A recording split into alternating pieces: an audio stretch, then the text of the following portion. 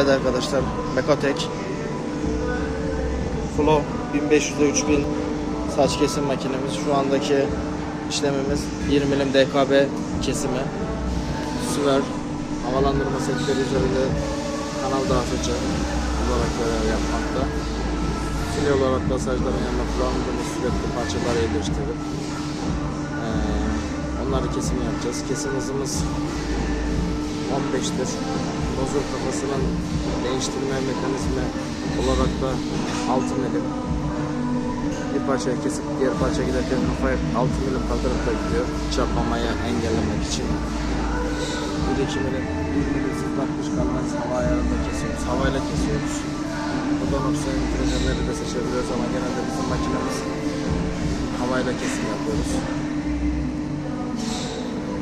Şu an lazerde lazer işaretini gördüğümüz çalışma alanını belirleyeceğiz.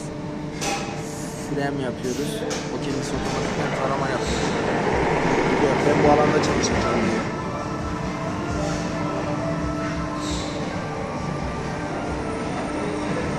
Bu alanda çalışacağım diyor. Bana diyor burası da müsait diyor.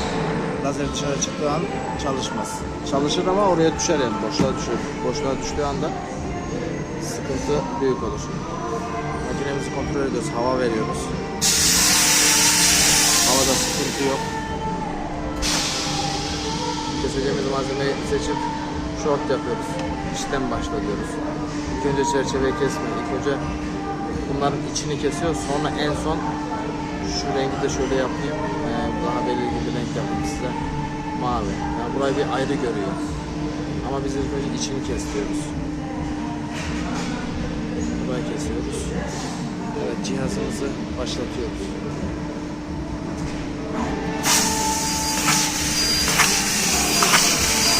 Altı milim kalkıyor. Bunda sıkıntı olmuyor ama olacak malzemelerde olabilir diye 6 milimi ayarlıyorum. Yani normalde sıkıntı yok. Bu şekilde kesimimizi yapıyoruz. Kaç dakika sürüyor? 44 dakika. Hepinize iyi çalışmalar.